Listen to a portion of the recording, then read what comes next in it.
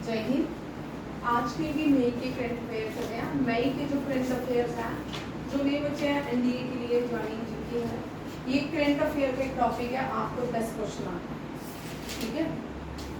सारे मंथ्स के करने हैं। अब आप जो फर्स्ट एनडीए हो चुका है, ठीक है, अप्रैल में हुआ, उसके बाद अप्रैल से लेके जो सितंबर तक जितना भी करंट अफेयर है सारा एग्जाम में पूछेंगे, ठीक है। एसएससी में तो डेप्थ में पूछते हैं, ठीक। अगर ऊपर आई केएस करना है या कोई और, उसमें भी डेप्थ में ही होते हैं।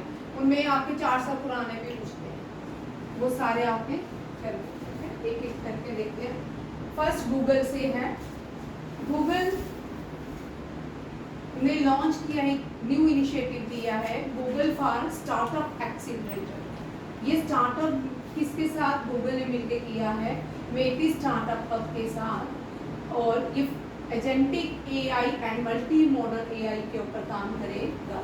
हमने लास्ट जब से एआई आर्टिफिशियल इंटेलिजेंस एआई आई है, तब से हर रोज इसका कोई ना कोई करंट अफेयर में क्वेश्चन रहता है।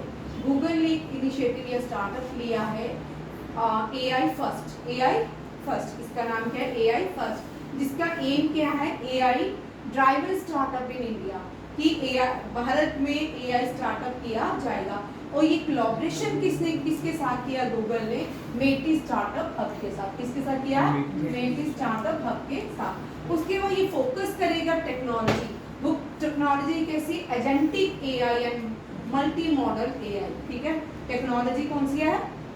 Agentic AI and multi modal AI. और ये शेप जब तक ये कब तक ये आर्टिफिशियल इंटेलिजेंस पे काम होगा, और ये 2025 जून में ओपन होगी। इसकी जो एआई प्रोडक्ट्स और मॉडल्स एप्लीकेशंस हैं, ये जून में ओपन होगी सोसाइटी के लिए। ये भी याद रखें। The accelerator is open to Indian startups that are C2 series A stage. First stage का नाम क्या है? A stage. And actively building AI products और model application are open until June 30, 2025। ये भी याद रखना है। रिसेंट है आरबीआई एसबीआई के थ्रू मालदीव जो है भारत की नेबरिंग कंट्री। अब जो नए लोग हैं आज पहले मालदीव को देखेंगे कहाँ पे लाई करता है, ठीक है, उसके बाद मालदीव करेंगे। नीचे जाते हैं भारत के, ठीक है। ये भारत का इंडिया सदर्न इंडिया है, ठीक है। साउथ इंडिया है ये मैप का हिस्सा, ठीक है। साउथ इंडिया जो है ये पेनिसुलर इंडिया भी कहलाता है। क्या कहलाता है? Peninsular India. पेनिसुलर इसलिए कहा जाता है लैंड, जिस लैंड के 3 साइड्स में वाटर बॉडी हो उनको पेनिसुलर कहा जाता है। इसके वेस्ट में एक ओशन है, वाटर बॉडी है, और उस ओशन का नाम अरेबियन सी है। क्या है? Arabian Sea. इसी के ईस्ट में एक और वाटर बॉडी है, that is a Bay of Bengal. Bay of Bengal. और अरेबियन सी के ऊपर एक भारत की यूनियन टेरिटरी है, ठीक है, यूनियन आइलैंड यूनियन टेरिटरी है। उस यूनियन टेरिटरी को हम लक्षद्वीप कहते हैं। लक्षद्वीप, ये लिखो, ये वाला इम्पोर्टेंट है, वो तो आगे रखिए। और यहाँ पे जो यूनियन टेरिटरी है उसको हम अंडमान एंड निकोबार कहते हैं। भारत के वेस्ट में वेस्टर्न कोस्टल भी हैं और वेस्टर्न घाट भी हैं। इनको हम वेस्टर्न घाट भी कहते हैं। क्या कहते हैं? वेस्टर्न घाट। ये है हमारे eastern Ghats. Western Ghats and eastern Ghats. अब एक और क्वेश्चन याद रखना है, वेरी इंपॉर्टेंट। ये वाले क्वेश्चन आपके ज्योग्राफी के क्वेश्चन हैं, ठीक है। वेस्टर्न घाट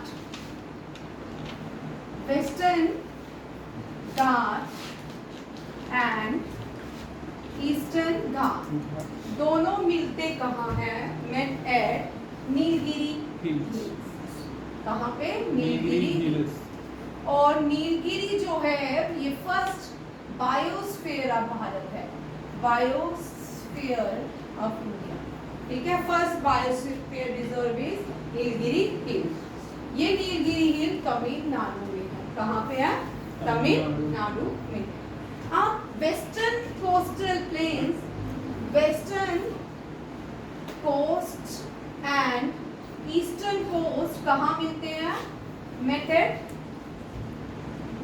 यहाँ पे लिख देती हूँ, ये मिलते हैं कन्याकुमारी। कुमारी। कहाँ मिलते हैं? Kanyakumari. Kanyakumari the last point of India. Kanyakumari the last main point of India. ठीक है, ये भी याद में ये क्वेश्चन आते हैं। ठीक है, जो लेवल की आप तैयारी करने आ रहे हो वो इस तरह के डेप्थ में जाएंगे। ठीक है, अब आपका एसआई का पेपर भी कोई दूर नहीं है। ठीक है, आप एसआई के पेपर की भी तैयारी करेंगे, जीडी में क्वेश्चन आते हैं। ठीक है, आप इनकी जगह ये जो क्वेश्चन है ये जरूर लिखिए, जीडी में ये बहुत पूछे जाते हैं। ठीक है, Western Ghat Eastern Ghat meet at Nilgiri hill, western coast and the eastern coast meet at Kanyakumari. Kanyakumari the last main point of India. ठीक है, कन्याकुमारी में फेमस स्टैचू है, उस स्टैचू को विवेकानंद रॉक कहते हैं। क्या कहते हैं? विवेकानंद रॉक। ये तमिलनाडु में ही है। ठीक है, अभी हम इस पे नहीं जाएंगे, बहुत सारे क्वेश्चन मिल जाएंगे वहाँ पे। अब जो मेन पॉइंट है मालदीव, ये क्या है? भारत का वेस्ट है। ये क्या है? भारत का वेस्ट है। अब हम बोले कि भारत के वेस्ट में हम यहाँ पे कंट्री को डिस्कस करने वाले हैं, वो कंट्री है मालदीव। कौन सी है? मालदीव। ये क्यों कर रहे हैं? क्योंकि रिसेंटली आरबीआई ने इशू किया है मालदीव को ATB treasury bill. Treasury bill वो होते हैं, ये शॉर्ट पीरियड पे डेट दिए जाते हैं कि शॉर्ट पीरियड के लिए होते हैं, वापस भी लिए जाते हैं। ठीक है, India recently extended financial support किसको दे रही है? मालदीव को। ये मालदीव लाई करता है भारत के साउथ वेस्ट में, लक्षद्वीप के साउथ वेस्ट में ये कंट्री मालदीव लाई करती है, और ये भारत की नेबरिंग कंट्री है, आइलैंड नेबरिंग कंट्री है। भारत की दो आइलैंड नेबरिंग कंट्री है, एक है श्रीलंका, एक है मालदीव। ये भी याद रखिएगा। नेक्स्ट आता है यूएसए, डॉलर में इसको फाइनेंस सपोर्ट दी गया है। कितने dollar? 15 million treasury bill for another year through state bank of India. State bank को पहले इंपीरियल बैंक ऑफ इंडिया कहा जाता था। ये स्टेट बैंक जो है इसको इंपीरियल बैंक था, बाद में इसको एसबीआई कहा गया। आरबीआई जो है, आरबीआई भारत का नेशनल बैंक है, और ये जो टर्म्स दी गई है, जो डेट दिए गए हैं थ्रू द आरबीआई दिए गए हैं। किसने दिया है? RBI. RBI means reserve bank of India. अब देखो बैंक जो है, bank Punjab national bank very important. Punjab national bank इसलिए भी इंपॉर्टेंट है, ठीक है, ये इसलिए इंपॉर्टेंट है नेशनल बैंक, इसके फाउंडर जो थे Lala Lajpat Rai. Lala Lajpat Rai during Simon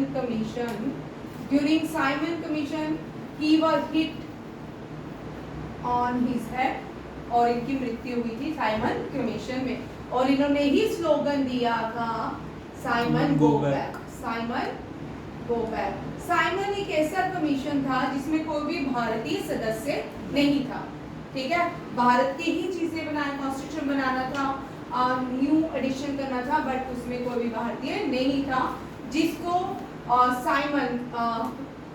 Simon व्यक्ति है, ठीक है, ब्रिटिशर था जो भारत में ये कमीशन लेके आया था, उसका नाम साइमन गो बैक स्लोगन दिया लाला लाजपत राय, जो फाउंडर थे पंजाब नेशनल बैंक के। इसके पंजाब नेशनल बैंक, इनकी आगे बढ़े से हिस्ट्री चलती रहेगी, क्योंकि लाला लाजपत राय का बदला लिया था भगत सिंह ने। भगत सिंह ने उसके बाद मारना किसी और को था, तो मार दिया सॉन्डर्स को। उसके बाद भगत सिंह ने पार्लियामेंट में बम गिराया, ठीक है, उसके बाद अरेस्ट, खुद ही अरेस्ट हो गए, लाहौर में इनको फांसी दे दी गई। ये भी याद रखना। इनके साथ जब भी करना, भी हम करेंगे डिटेल में, जब क्वेश्चन इसको उठाएंगे तो डिटेल में पूरा ही टेबल भी उठाएंगे। ठीक है, जब सर तो पढ़ाएंगे, सर तो अलग पढ़ाते हैं ना, तो यहाँ पे जब यहाँ मैं जो क्लास में ये करंट अफेयर दिया है, डिटेल में नहीं जाती, बट आपको टच जरूर करवाती हूँ और टेबल जरूर बनवाती हूँ, ताकि आपको जो इम्पोर्टेंट पॉइंट्स है वो वन लाइनर आपको हमेशा याद रहे। आप देखो आरबीआई, आरबीआई के न्यू गवर्नर कौन है? सबसे आरबीआई के गवर्नर कौन है? ठीक है, कौन है? संजय मल्होत्रा। संजीव मल्होत्रा है कि संजय शर्मा? बड़े सारे गवर्नर बनेंगे। ठीक है, जो भारत के क्राइसिस होती हैं उनके ऊपर आरबीआई गवर्नर के सिग्नेचर होते हैं। किसके होते हैं? आरबीआई गवर्नर के सिग्नेचर। संजय है, संजय मल्होत्रा ही है। ठीक है, क्योंकि संजीव खन्ना, संजय मल्होत्रा, एक और पोस्ट जो अपॉइंटमेंट रिसेंटली हुई थी, तीनों के नाम सेम ही थे, बड़े कंफ्यूजिंग नाम थे, संजय मल्होत्रा। यहाँ से हम एक और क्वेश्चन इंपॉर्टेंट करेंगे, वो क्या है? ये जो फॉर्मल आरबीआई गवर्नर थे, ये जितने भी गवर्नर्स होते हैं ये आईएएस ऑफिसर्स होते हैं। ठीक है, इनकी बड़े ये ब्यूरोक्रेसी में बहुत बड़े चीफ रह चुके होते हैं, मोस्टली वही आरबीआई के गवर्नर बनते हैं। फॉर्मर जो आरबीआई गवर्नर थे वो शक्तिकांत दास थे। शक्तिकांत दास हम इसलिए कर रहे हैं क्योंकि recently he is appointed as second secretary to prime minister. ठीक है, first Sikh, very important, first Sikh governor are name the first Sikh prime minister, name the, for very important question, Sikh prime minister appointed as governor of RBI, ठीक है, of RBI, reserve bank of India. इनका नाम है Manmohan Singh. He was passed away recently, ठीक है, मनमोहन सिंह। ये पहले प्रधानमंत्री हैं जो आरबीआई के गवर्नर भी अपॉइंट हो चुके हैं, रह चुके हैं। ये भी क्वेश्चन जिस तरह आरबीआई करे, कोई भी क्वेश्चन जब भी हम करते हैं, चाहे आरबीआई हो, एसबीआई हो, प्राइम मिनिस्टर हो, प्रेसिडेंट हो, देखना इम्पोर्टेंट वो कौन से सेक्शंस में इससे पहले अचीवमेंट पा चुके हैं। आरबीआई, अब देखो, अब आरबीआई का हमने हेड क्वार्टर करना है आरबीआई का। आप देखो आरबीआई, ये टेबल दे रही हूँ, वेरी इंपॉर्टेंट, इससे आपको 10 क्वेश्चन याद हो जाएंगे। ठीक है, SBI, HDFC, Finance Capital of India,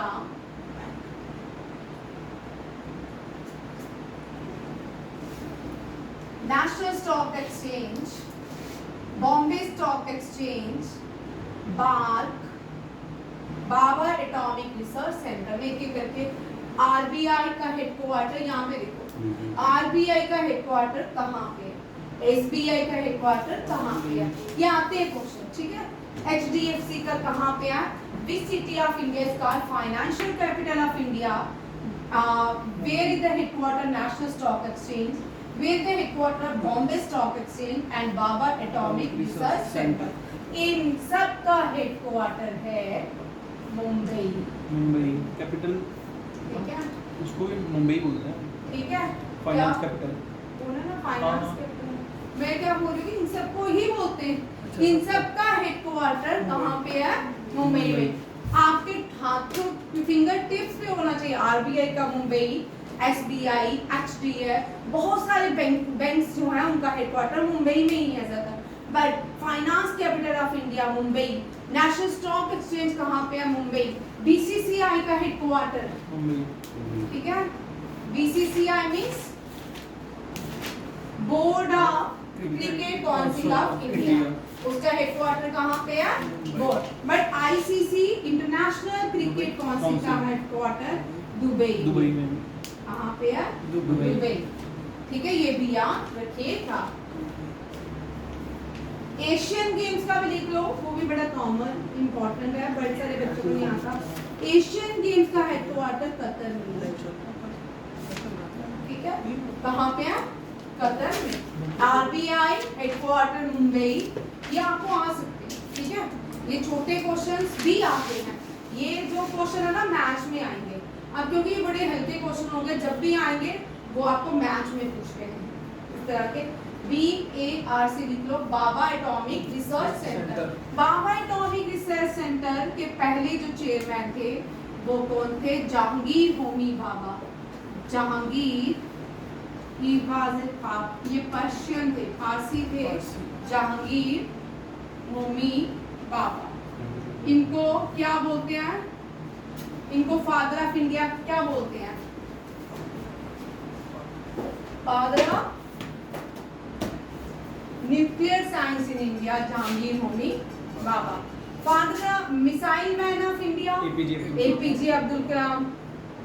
father of India Space Research Organisation, Vikram Sarabhai. ठीक है, फादर ऑफ बैंक, ये भी कौन है? Jahangir Homi Bhabha. Very very important question. जितने भी भारत में इंडियन स्पेस रही, भारत का फर्स्ट जो बांग्लादेश बना, इन सब में पारसी लोगों का बहुत हाथ था। किसका? पारसी लोग। ये पर्शियन है, इनको पर्शियन होते हैं। ये पारसी लोग ईरान से आए थे भारत में। कहाँ से आए थे? ईरान में। और इनके गॉड जो है, इनको जोराष्ट्र कहा जाता है। इनकी होली बुक जो है द एवेस्टा है। Very important question for all exam. इनकी होली बुक कौन सी है? एवेस्टा। इनको जब ये पारसी लोग वहां से भागे थे ईरान से, तो ये इनको गुजरात में शरण मिली थी। कहाँ पे? भारत के गुजरात में। भारत का पहला टिस्को, ठीक है, टाटा स्टील इंडस्ट्री कॉर्पोरेशन, ये भी पारसियों ने। भारत का पहला पायलट, ये भी पारसी था। ठीक है, भारत की पहली एयरलाइन टाटा एयरलाइन, ये भी पारसी ने बनाई। देखो, भारत का पहला इसरो बनाने वाला भी कौन था? पारसी। ठीक है, कौन?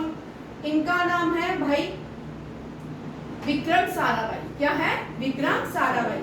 और जिन्होंने न्यूक्लियर साइंस दी भारत को, जहांगीर होमी भाभा। और जिन्होंने भारत को टिस्को दिया, जमशेदजी टाटा। भारत की फिक्की है इंटरनेशनल फेडरेशन ऑफ इंडस्ट्रीज। ठीक है, भारत का ट्रेड इंडस्ट्री, वो भी पारसीज ने बनाया। इसरो भी। और ये पहले जो पायलट थे भारत के, JRD टाटा। ठीक है, और जो पहली उड़ान उन्होंने उड़ी पर, वो कहाँ से थी?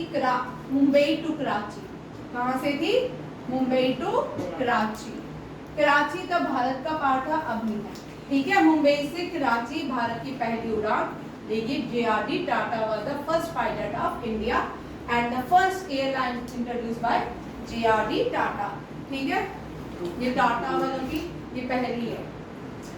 अब नेक्स्ट क्वेश्चन आता है मालदीव्स। ठीक है, मालदीव्स जो है, मले इसकी कैपिटल है। मालदीव्स की कैपिटल क्या है? मले। क्या है? मले। और मालदीव्स की जो करेंसी है, मालदीवियन रुपया। मालदीवियन रुपया। अब एक और क्वेश्चन इसके साथ करेंगे, मालदीवियन रुपया। अब कौन कौन से देश हैं जिनकी करेंसी रुपया है? ठीक है, रुपीस। संस्कृत का वर्ड था रुपया, हम जब जैसे से मॉडर्न होते गए हमने चेंज कर लिया। ठीक है, इंडिया ने रुपीस रख लिया, इंडियन रुपीस। पाकिस्तान ने पाकिस्तानी रुपीस। अफगानिस्तान का पहले अफगानी रुपीस था, अब अफगानिस्तान ने अपनी करेंसी चेंज कर लिया। लिख लेना अफगानी, क्योंकि हम बचपन से पढ़ते आ रहे हैं तो हमें वही रहता है दिमाग में। अफगानिस्तान की जो लिखो करेंसी, जिनकी लिखो एक पेज में, ये भी टेबल बनाओ, कौन कौन से देश हैं जिनकी करेंसी रुपीस है। ठीक है, इंडिया, निशान बनाओ। India, country who have currency is rupees. ठीक है, इंडिया, पाकिस्तान, श्रीलंका, नेपाल। आप दोनों लिख रहे हैं? नेपाल, मालदीव्स, रुपया है, रुपया बोलते इसको है ये। ठीक है, मालदीवियन रुपया। इंडोनेशिया का है इंडोनेशियन रुपया। इंडोनेशिया ने अपनी संस्कृति नहीं छोड़ी, भारत ने हम छोड़ दी हमने, बट इंडोनेशिया ने, आज भी इंडोनेशिया में जो उनकी संस्कृति है वो उस टाइम वहाँ पे हिंदू लोग रहते थे, मतलब कन्वर्ट हो गए बाद में, बट उनके पार्लियामेंट में भी आप चलो सबसे लार्जेस्ट मुस्लिम कंट्री है दुनिया की, कौन सी? इंडोनेशिया। उनके पार्लियामेंट के बाहर भगवान श्री कृष्ण और अर्जुन का स्टैचू बना हुआ है। उनके करेंसीज में भगवान श्री गणेश जी के मिलते हैं, रुपीस के ऊपर गणेश जी हैं उनके वहाँ पे आज भी। वो आज सबसे ज्यादा कहाँ टूरिस्ट इकट्ठा करते हैं। अगर पाकिस्तान चाहता अपने टूरिस्ट इकट्ठा कर सकता था। पाकिस्तान में हजारों टेम्पल थे, हेरिटेज टेम्पल थे, हजारों के हिसाब से, गुरुद्वारे हजारों के हिसाब से थे। अगर पाकिस्तान डिमोलिश नहीं करता, आज दुनिया का सबसे ज्यादा टूरिस्ट जो एशिया में वो पाकिस्तान में। वो आज जहाँ पे टूरिस्ट होगा ऑटोमेटिकली रिच हो जाते हैं, ठीक है नहीं? अगर कोई आप स्टैचू बना देते हो, कोई ऐसे स्मारक बना देते हो, तो लोग उसको देखने जाते ही जाते हैं। तो क्या होता है, लोग घूमने के लिए बागेबो चल जाते हैं, कुछ नहीं है तो चलो बागेबो चलो। एग्जाम्पल दे दूं, वहाँ पे किस किस को एम्प्लॉयमेंट जनरेट होता है, ठीक है ना? रेडी वाला कोई गोलगप्पे की रेडी लगाता है, कोई कचालू की लगाता है, इस तरह वहाँ पे एम्प्लॉयमेंट जनरेट होता है। अगर पाकिस्तान वहाँ उस टाइम ये सारी चीजें ओपन कर देता, लोग टूरिस्ट पे टूरिस्ट वहाँ जाते, क्योंकि वहाँ के जो लोग थे यहाँ पे आ गए, यहाँ के लोगों के मीन्स उनके एनिशियंट थे वहाँ पे, ठीक है ना? पूर्वज थे, उन पूर्वज की सभ्यता को संभाल के रखता। आज उसको किसी के देशों में टांग बनाने की जरूरत ही नहीं होती, अपने ही वहाँ पे पढ़े लिखे होते, वो इतने पढ़े लिखे होते कि वो भी दुनिया में अच्छी कंट्री सर्वाइव करते। हमने क्या कि अच्छा हुआ वार रुक गया, आप सब बोल रहे वार होते वैसे लोग होते हैं, अच्छा हुआ वार हो गया। अगर वार चलती, हमारे देश की पढ़ाई खराब होती, JNK के सारे बच्चों की पढ़ाई, सबसे इम्पोर्टेंट एजुकेशन होती है, ठीक है? सब बच्चे स्कूल जाना बंद कर देते, सबके अब कितनी देर से कोई कॉम्पिटिटिव एग्जाम नहीं हो रहा JNK के बच्चों का, ठीक है ना? अभी सिर्फ एक ही हुआ था कांस्टेबल का, उसके बाद कोई भी SSB का नहीं हुआ। तो जो बच्चे रह गए वो भी चले जाते, समझाया? मतलब इस तरह हर एक चीज, हम एक वार को कभी नहीं देखना चाहिए, कितने लोगों के घर डिस्ट्रॉय हो गए, ठीक है ना? हमारे जितने भी बॉर्डर एरियाज के लोग थे, उन सबके कितने के घर ही तोड़ दिया, मतलब सैनिक में बहुत सारा नुकसान होता है। सबसे इम्पोर्टेंट है हमारे देश की एजुकेशन सिस्टम रुक जाता, हमारे स्टेट का एजुकेशन सिस्टम रुक जाता, हम बाकी स्टेट से पुअर हो जाते हो। ये बड़ा इम्पोर्टेंट पॉइंट है। जब भी कोई चीज किसी को खत्म करना हो ना, एजुकेशन सिस्टम खत्म कर दो, ठीक है? जब एजुकेशन सब खाना पड़े तो कोई फायदा नहीं, ठीक है नहीं? वहाँ नहीं, हमारे यहाँ पे कोई नहीं पढ़ रहा हो तो शर्म से ही उसको शर्म आ जाती है कि भाई तू पढ़ नहीं रहा, तो स्कूल नहीं जाता, पेरेंट्स को ही शर्म आ जाती है। हमारे भारत के लास्ट गांव, पुंछ के लास्ट गांव तक लोग IAS ऑफिसर हैं। हाँ वहाँ भी मिस सब पढ़े लिखे लोग, बहुत पढ़ते हैं, इतना पढ़ते हैं लोग, इतना पढ़ते हैं JNK में। मिस जितनी अप्रोचेबल पढ़ाई होनी चाहिए सबके पास, बेसिक स्टडी सबके पास है। ग्रेजुएशन तो सब बच्चे ने भारत JNK के की हुई है। एजुकेशन बहुत मस्ट है, क्योंकि अब हम 21st से 22nd सेंचुरी भी चले जाएंगे, तो मैं नहीं होंगे, तुम तो होंगे, ठीक है? और ये याद रखिए, मालदीव्स और मालदीव्स सेचल लिखो, सॉरी सेचल की भी करेंसी क्या है? रुपीस। नेपाल लिख लिया, नेपाल की भी रुपीस। बांग्लादेश की टाका। इंडिया की जो नेबरिंग कंट्री है, इंडियन सब कॉन्टिनेंट में आती है, बांग्लादेश और अफगानिस्तान, इन सब की क्या है? अफगानिस्तान की अफगानी और उसकी टाका। ये याद रखिए, एजुकेशन इज मस्ट, ठीक है? ये क्वेश्चन समझ आया सबको? आपको बच्चा समझ आया? ठीक है, ये करंट अफेयर है। यहाँ पे जब करंट अफेयर करेंगे ना, एक क्वेश्चन के साथ जितने भी क्वेश्चन बनते हैं वो सारे हमें रिवीजन करनी ही करनी है, ठीक है? नेक्स्ट क्वेश्चन देखिए, ये एग्रीकल्चर मिनिस्टर है शिवराज चौहान। एग्रीकल्चर मिनिस्टर शिवराज चौहान ने इनॉग्रेशन किया है veterinary science and animal husbandry college का। ये veterinary science and animal husbandry जो कॉलेज खोला जाएगा, ये नागालैंड में खोला जाएगा। कहाँ पे? नॉर्थ ईस्ट में। कहाँ पे? नॉर्थ ईस्ट के नागालैंड में। कौन खोलने जा रही थी? इसकी इनॉग्रेशन किसने की? एग्रीकल्चर मिनिस्टर शिवराज चौहान ने। देखिए, first agriculture minister of India was, आप देखो यहाँ पे थोड़ा हम पीछे जाएंगे इस क्वेश्चन के साथ, ठीक है, क्योंकि बड़ा इंपॉर्टेंट है और ये क्वेश्चन कभी कभी बहुत सारे एग्जाम में भी पूछा जाता है। देखिए, first agriculture minister of India कौन है? डॉक्टर राजेंद्र प्रसाद। डॉक्टर राजेंद्र प्रसाद कौन थे? पहले प्रेसिडेंट। देश रत्न कौन थे? अब मैं डॉक्टर राजेंद्र प्रसाद के बारे में एक एक पॉइंट यहाँ पे लिखूंगी, आपका पूरे का पूरा टेबल बन जाएगा, ठीक है।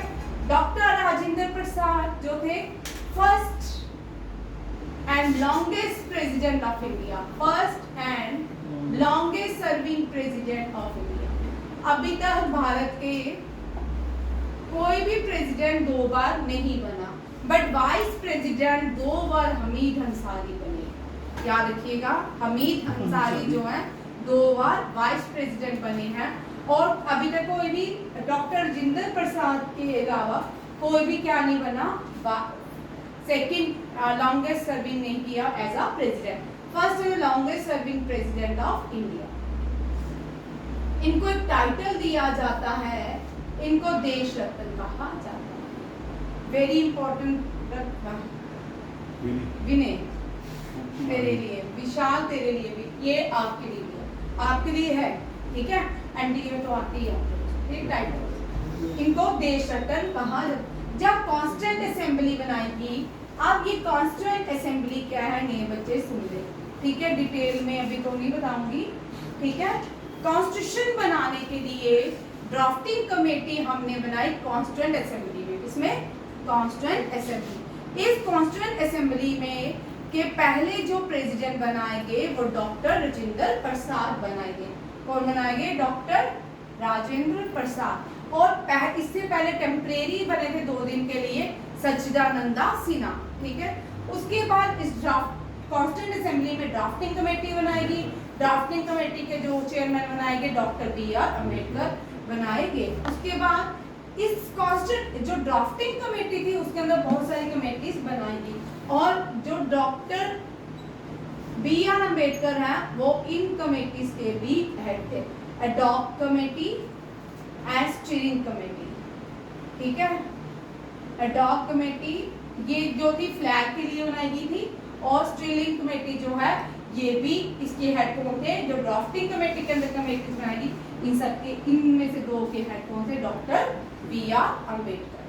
डॉक्टर BR अम्बेडकर बिहार में पैदा हुए थे। गांधी जी का फर्स्ट आंदोलन सत्याग्रह, गांधी जी का फर्स्ट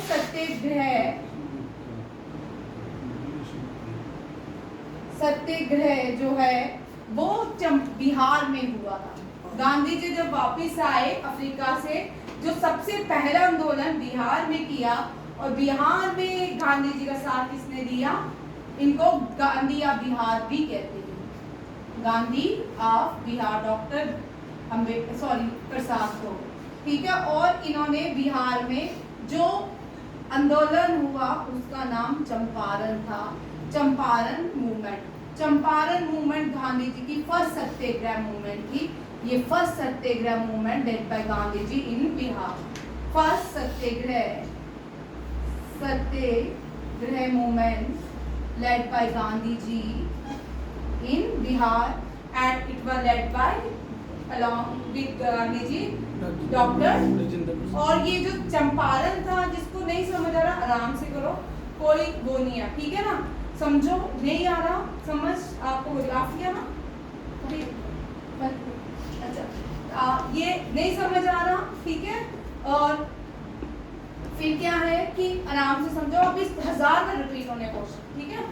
और ये जो फर्स्ट सत्याग्रह आंदोलन इंडिगो प्लांटेशन, इंडिगो तो नील, जो हम अपने अंडर शर्ट्स में पुराने जमाने में लोग नीली कहते, आया नया उजाला 4 रंगा वाला वो, ठीक है। पब्लिसिटी कर दिया हाँ, और क्या अपने देश की इंडिगो, और ये ब्रिटिशर ने इतना ग्रोथ करवाया, अपने वहां पे लेके जाते थे इंडिगो, और हमारी सॉइल की फर्टिलिटी को खत्म कर देते थे, और हम कोई भी उसके ऊपर क्रॉप्स नहीं ग्रो होती थी। और वो इंडिगो यहाँ से ले जाते थे, वुड जो है, टिम्बर जो है नॉर्थ ईस्ट का कटवा लेते थे, वहाँ पे रेलवे सिस्टम बिल्ड करना था, बिल्डिंग्स बनानी थी। जावा का सबसे ज्यादा उन्होंने प्लांटेशन की, जो डिफॉरेस्टेशन की ब्रिटिशर्स ने। आज हमें लेक्चर मिलते हैं कि भारत में पेड़ काट रहे हैं, पेड़ को बचाओ, इसको बचाओ, ठीक है नहीं। सबसे ज्यादा डिफॉरेस्टेशन ब्रिटिशर्स ने भारत और जावा, इंडोनेशिया के जावा में की। याद रखिएगा, सबसे ज्यादा जो पेड़ काट के ले गए थे ना ब्रिटिशर्स, डिफॉरेस्टेशन। हाँ, उसको कहाँ से लेके गए थे? नॉर्थ ईस्ट और जावा से। ये भी बड़े इंपॉर्टेंट क्वेश्चन है, जब आप फर्दर बड़ा पढ़ोगे ना, जब आप, तो आपको सब बड़े, ये बड़ा अच्छा सब्जेक्ट है, इसमें आपको बहुत कुछ सीखने को मिलेगा, ठीक है।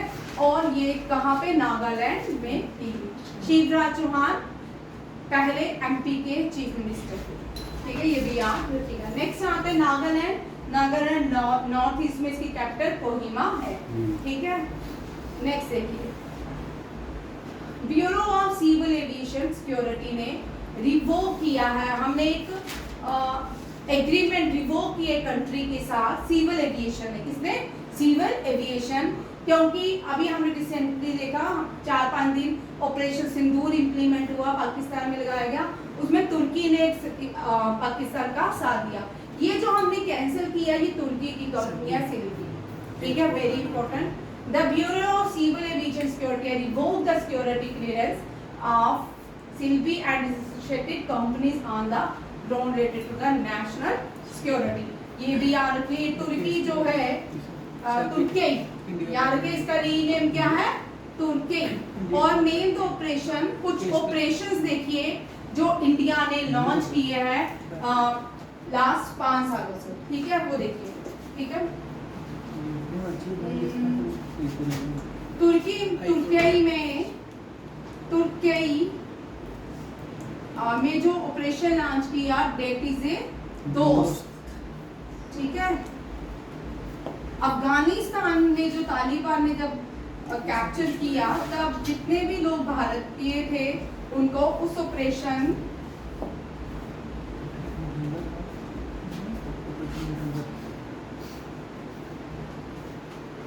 मुझे याद है, यूक्रेन से जो लोग लाए गए जब रशिया ने अटैक किया, डेट इज ए गंगा। कौन सा है? गंगा। यहाँ पे दुर्गा है कि एक ऑपरेशन दुर्गा है, देखना, operation launch during Taliban capture Afghanistan from India. इस तरह दुर्गा, ऑपरेशन दुर्गा, मुझे दिखते दिखते भूल गया, ठीक है। तुर्की का दोस्त, यूक्रेन का गंगा, देवी शक्ति, हाँ, देवी शक्ति, ठीक है, देवी शक्ति, ठीक है। और इंडियन आर्मी ने जो पीर पंचाल रेंजेस पे, पंचाल रेंजेस में ऑपरेशन लॉन्च किया था, वो सर्व क्या था? सर्व शक्तिमान भी था, हाँ। देखना, ये भी operation Indian army launch which operation on the removal of terrorism in Pir Panchal is, ये भी कुछ इस तरह ही है, ये लिख लो, पिछले 5 सालों से जो ऑपरेशन देखे हैं, ठीक है। और भी ऑपरेशन थे, मेरे दिमाग से बाहर हो गए। चलो इसको कर लेते हैं, अभी मुझे याद आ जाएगा उसे, ठीक है। चलो आगे देखो क्वेश्चन, ये कल करवा दूंगी मैं आपको ऑपरेशन, मेरे दिमाग में नहीं था क्वेश्चन, विजय नहीं, विजय विनाश, सर्वशक्ति है, सर्वशक्ति है, ठीक है। हाँ।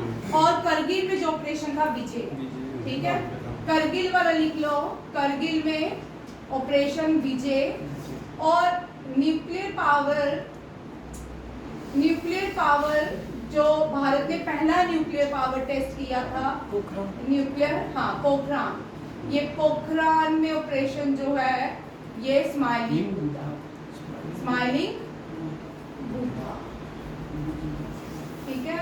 और सेकंड जो पोखरान में टेस्ट हुआ, ठीक है, वो शक्ति, ऑपरेशन शक्ति। और सियाचिन ग्लेशियर में जो पाकिस्तान ने अटैक किया उसके ये बड़ा फेमस है मेघदूत। क्या है? मेघदूत। ये भी आप ऑपरेशन मेघदूत, ये भी याद रखिएगा, ये क्वेश्चन इंपॉर्टेंट है। और देखिए नेक्स्ट क्वेश्चन है मेरा युवा भारत से क्वेश्चन है। मेरा युवा भारत क्या बोल रहा है? गवर्नमेंट ने एक अपील, अभी रिसेंटली आपने ऑपरेशन सिंदूर के टाइम देखा, गवर्नमेंट ने अपील की थी हमें कुछ लोग चाहिए हैं जो ग्राउंड फ्लोर में मतलब हेल्प करे इंडियन सेना की। तो चंडीगढ़ में 5000 लोग की तादाद में लोग चले गए, वॉलंटियर्स, ठीक है, वॉलंटियर्स। इसी तरह इसके लिए एक इनिशिएटिव गवर्नमेंट ने वॉलंटियर्स का सीवर डिफेंस वॉलंटियर, ठीक है, sewer defence volunteer under the Union Ministry of Youth Affairs and Sport, Government of India. This plan is a part of the concerned effort to empower young citizens to take up winter road during emergency and crisis situation. ये अभी हमने देखा, अभी recently कल एक और order है, जितने भी एक्स सर्विसमैन हैं वो सारे अपनी ड्यूटी पे वापस आ कल से? कल एक नोटिस था मैंने देखा। Next very very important question, ये क्वेश्चन देखिए, देखिए human development index HDI, very very important question.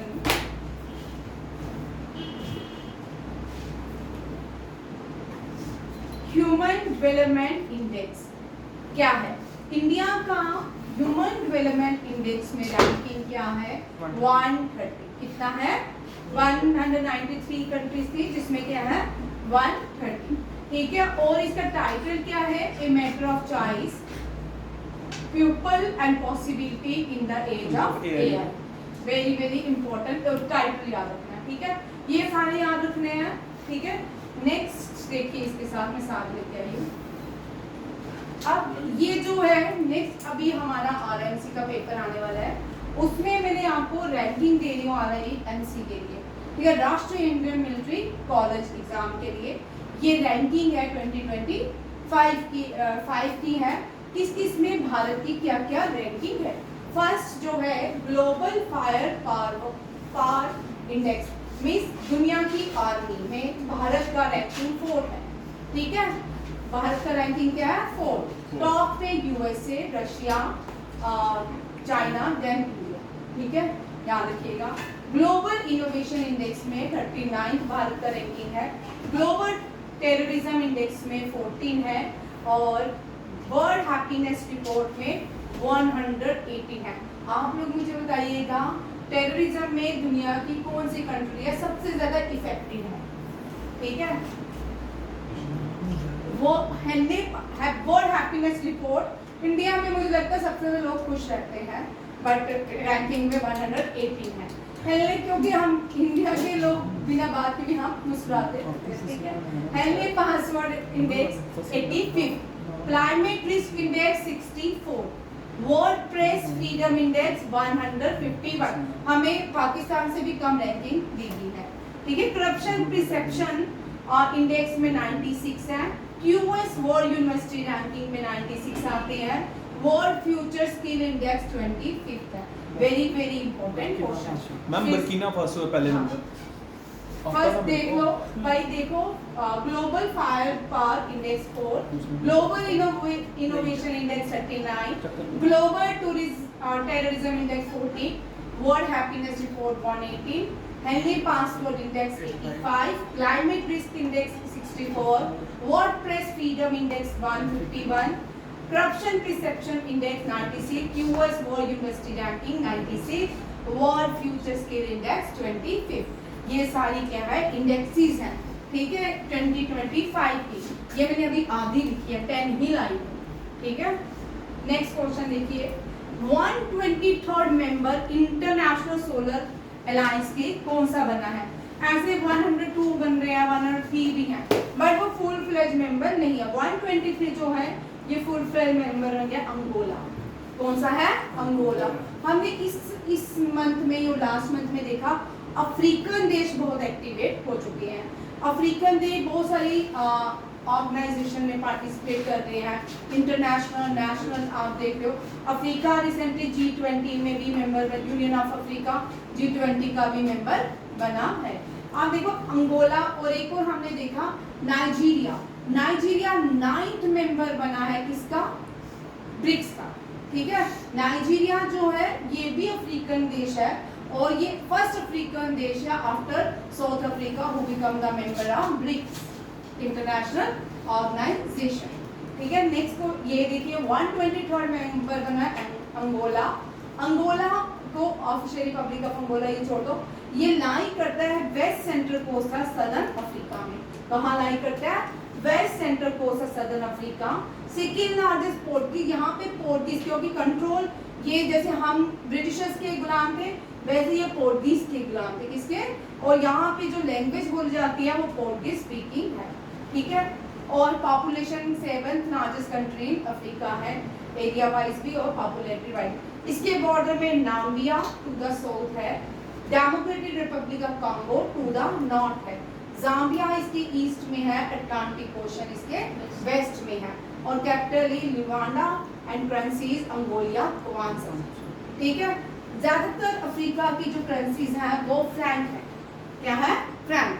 But याद रखिएगा अगर नहीं आता होगा फ्रैंक, याद रखिएगा ज्यादातर अफ्रीका की जो कंट्रीज करेंसी है वो फ्रैंक, बट यहाँ पे अंगोलिया की आप याद रखिएगा फ्रैंक नहीं है, क्वांसा।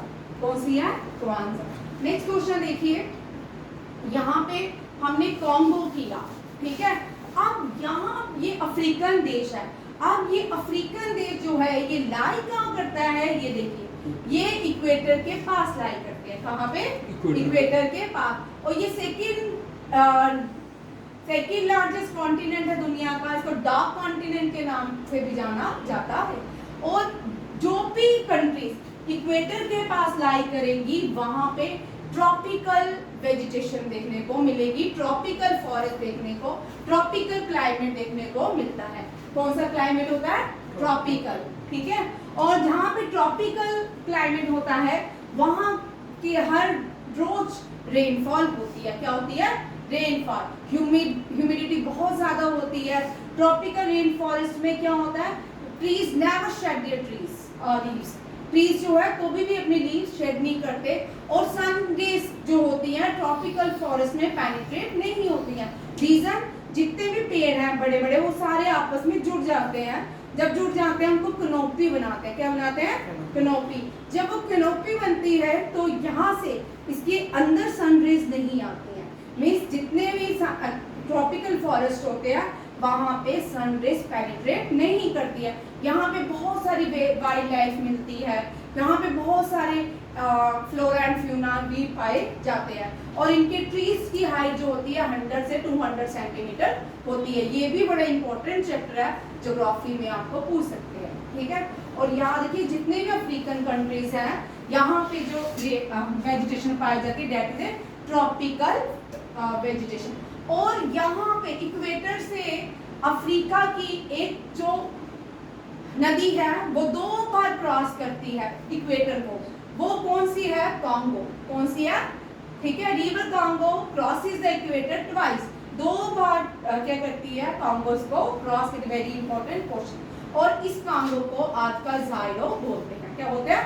जायरो। और दुनिया की सबसे बड़ी लॉन्गेस्ट रिवर, लॉन्गेस्ट जो रिवर है डेट इज नाइल। कौन सी है? नाइल। और यहाँ पे जो सिविलाइजेशन थी, यहाँ की सिविलाइजेशन जो जैसे इंडस वैली सिविलाइजेशन भारत की है, इसी तरह अफ्रीकन कंट्रीज की भी अपनी सिविलाइजेशन थी डेट इज इजिप्शियन सिविलाइजेशन। उसको क्या बोलते हैं? Egyptian civilisation. पिरामिड्स जो हैं वो इजिप्ट में ही पाए जाते हैं और यहाँ पे जो सिविलाइजेशन थी बहुत पुरानी है इजिप्शियन सिविलाइजेशन। जितने भी सिविलाइजेशन रही है नदियों के किनारे, ये नाइल नदी के किनारे थी। कौन सी नदी? नाइल नदी के किनारे। सबसे पहली फर्स्ट सिविलाइजेशन जो है वो इराक की है। किसकी है? इराक की। उसको हम मेसोपोटामिया सिविलाइजेशन कहते हैं। क्या कहते हैं? Mesopotamia civilisation. और ये मेसोपोटामिया सिविलाइजेशन जो है यूफ्रेट और टिग्रिस के किनारे। ठीक है, ये भी याद रखिएगा। अफ्रीका है तो लॉन्गेस्ट रिवर भी है। यहाँ पे इसका सबसे बड़ा जो अफ्रीका का माउंटेन है दैट इज माउंट किलिमंजारो। कौन सा है? माउंट। और माउंट किलिमंजारो से एक्टिव वोल्केनो भी ठीक है, ये भी याद रखिएगा। यहाँ देखो हो गया काम। और अफ्रीका की एक कंट्री है जिसको लैंड ऑफ थाउजेंड हिल्स कहा जाता है, land of thousand hill, Rwanda. जैसे land of thousand lakes, thousand lake Finland को कहते हैं, इसी तरह लैंड ऑफ थाउजेंड हिल्स कहा जाता है रवांडा को। 2018 में प्राइम मिनिस्टर नरेंद्र मोदी ने रवांडा में विजिट किया था। और यार ये बड़ी ग्रीन कंट्रीज है, यहाँ पे पोटेंशियल एनर्जी बहुत सारी है, यहाँ पे इतनी पोटेंशियल एनर्जी है, बट उस एनर्जी को ये लोग यूज नहीं करना जानते। यहाँ पे इतने वाटरफॉल्स है, बट उन वाटरफॉल, इनके पास टेक्नोलॉजी नहीं है कि वाटरफॉल से कैसे इलेक्ट्रिसिटी कन्वर्ट की जाए, ये बड़ी पुअर कर देता है। जब ड्यूरिंग 18 में प्राइम मिनिस्टर यहाँ पे विजिट किया था, यहाँ पे प्राइम मिनिस्टर ने लोगों को गाय ढांढ दी थी। रवांडा इतना गरीब है कि उनको बोला था तुम इन गाय से अपना अर्निंग करो, लेवलीहुड, और उस वहाँ पे आप वहाँ से उसकी चीज बनाते हैं, लोगों में स्प्रेड, धीरे धीरे छोटा छोटा स्टार्टअप उन लोगों को प्राइम मिनिस्टर ऑफ इंडिया ने इनको दिया था। नेक्स्ट क्वेश्चन देखिए, ये न्यू परवीन सूद हम पिछले 7-8 साल से लगातार सुन रहे हैं। हमने जितना भी अपना ब्यूरोक्रेसी है वो कंटिन्यू वही लोग अपॉइंट हो रहे हैं। ये सीबीआई के न्यू डायरेक्टर जनरल बने हैं। इससे पहले ये डायरेक्टर जनरल पुलिस कर्नाटका के थे, परवीन सूद, ठीक है। CBI means central bureau of investigation. इसका मॉटो वेरी इंपॉर्टेंट याद रखना है, हर किसी को याद रखना। अब ऐसा नहीं होता है कि पहले क्या होता था कि एनडीए के लिए पर्टिकुलर क्वेश्चन होते थे, याद नहीं। अब हम जितने भी एसएससी के भी पेपर देख रहे हैं उनमें से कोई ना कोई डिफेंस का भी एक क्वेश्चन आता है, ठीक है। Motto industry impartiality and integrity, form 1963 through Delhi special police establishment 1946, आजादी के 1947 हम आजाद हुए, उससे पहले का ये है। हेडक्वार्टर जो है इस न्यू दिल्ली, याद रखिए डीआरडीओ का अभी हेडक्वार्टर न्यू दिल्ली में है और सीबीआई का भी हेडक्वार्टर न्यू दिल्ली में है। एग्जीक्यूटिव अभी बने हैं आईपीएस एंड डायरेक्टर, ठीक है, परवीन सूद। और पेरेंट एजेंसी कभी कभी आज पूछा जाता है, ठीक है, एसआई में इस तरह के क्वेश्चन रहते हैं कि ये कौन सी पेरेंट्स एजेंसी से बिलोंग करते हैं, department of personnel and training. Next question देखिए, director general of bureau of India Tapan Deka 2022 से है, ठीक है। DGP of Indo Tibetan border police, Indian Tibetan border police जो है चाइना के साथ, इंडिया के जो बॉर्डर चाइना के साथ शेयर होते हैं, अरुणाचल प्रदेश में, लेह लद्दाख में, वहां पे आईटीबीपी रहती है। राहुल रजगोत्रा, ठीक है, राहुल रजगोत्रा। बीएसएफ जो है, और BSF border security force J&K के बॉर्डर में और बांग्लादेश के पंजाब में और गुजरात में, ठीक है, वहां पे कौन सी डिफेंस सिक्योरिटी है, BSF border security force. Daljeet Singh Chaudhary खाली बीएसएफ के डीजी नहीं है, सशस्त्र सीमा बल के भी हैं। और किसके हैं? सशस्त्र सीमा बल नेपाल का है। आईसीजी इंडियन कोस्ट गार्ड, ये पार्शियल इंडियन डिफेंस में आती है, परमेश शिवामणि, ठीक है, ये रिसेंटली अपॉइंटेड। नेक्स्ट देखो, अभी हम ये लोग न्यूज में थे इसलिए इनको मैंने रिवीजन में रखा। लेफ्टिनेंट जनरल अनिल चौहान जो है ये करंट सीडीएस है, चीफ ऑफ डिफेंस स्टाफ। अब first chief of defence staff कौन थे? बिपिन रावत। ये दो सारे ही यूके उत्तराखंड से आते हैं, ठीक है, कुमाऊं से। और current chief of army staff Upendra Dwivedi. Amarpreet Singh, आपके इनके बड़ी सारी आपका वायरल हो रही है क्या इनके वीडियोस, ठीक है। एयरफोर्स ने बहुत कमाल किया भारत के, तो अमरप्रीत सिंह जो है सबसे ज्यादा वायरस हो रहे हैं। अमरप्रीत सिंह से एक और क्वेश्चन याद आया, ये जो है फर्स्ट, ये सिख भी है and first and last field marshal of Indian air force,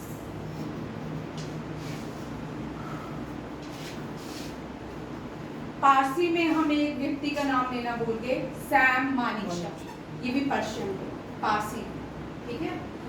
ये पहले सिख भी थे और पहले लास्ट फील्ड मार्शल है इंडियन एयरफोर्स के, Arjan Singh. Arjan Singh, very important question, ठीक है। फर्स्ट फील्ड मार्शल जो है, इस क्वेश्चन को देखिए, अंतर देखिए, ये क्वेश्चन जरूर लिखिए, बड़ा कंफ्यूजिंग क्वेश्चन है, बच्चे बड़ा गलत है। फर्स्ट फील्ड मार्शल जो है सैम मानेकशॉ है, सैम मानिक नहीं आ रहा, मानेकशॉ, ठीक है। सेकंड फील्ड मार्शल जो है, यहाँ पे देखिए, अभी ट्विस्ट करती हूँ क्वेश्चंस को, आप देखना, बड़ा मजेदार है। केएम करियप्पा, सीएम है केएम करियप्पा, ये कटप्पा नहीं है, ठीक है, बाहुबली वाला नहीं है, ठीक है। आप यहाँ पे थोड़ा ट्विस्ट कर देते हैं। First chief of army after independence, first chief of Indian army कौन थे? KM Cariappa. And who was the chief of Indian army during the war of 1971? Bangladesh के साथ, ठीक सैम है। मानेकशॉ। और बांग्लादेश के हम विक्ट्री दिवस मनाते हैं, क्या मनाते हैं? विक्ट्री दिवस। बट हम हार गए, इतने उनके सारे फौजी वापस कर दिए, अपने 54 वापस नहीं लाए हमने। यहाँ 1971 में इंदिरा गांधी ने मजेदार, यहीं पे शिमला एग्रीमेंट भी हुआ था। ये जो शिमला एग्रीमेंट रिसेंटली न्यूज में था, ये शिमला एग्रीमेंट एलओसी के बीच नहीं है। जितने भी बॉर्डर इंडिया और पाकिस्तान के साथ शेयर होता है, यहाँ पे एलओसी नहीं लगती, वहां पे हमने शिमला एग्रीमेंट इंप्लीमेंट किया था, याद रखिएगा। फर्स्ट चीफ जो है केएम करियप्पा है, first field marshal Sam Manekshaw है, and who was the chief marshal during the war of 1971? Sam Manekshaw. ये भी क्वेश्चन आता है।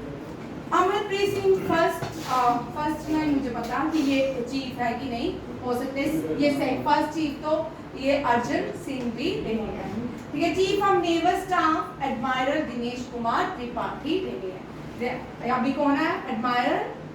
दिनेश कुमार त्रिपाठी। अब ये कल क्वेश्चन करेंगे, मैम ने अपने दर्शन दे दिए हैं, मैम आ गई है, ठीक है। चलो, थैंक यू, जय हिंद, जय भारत।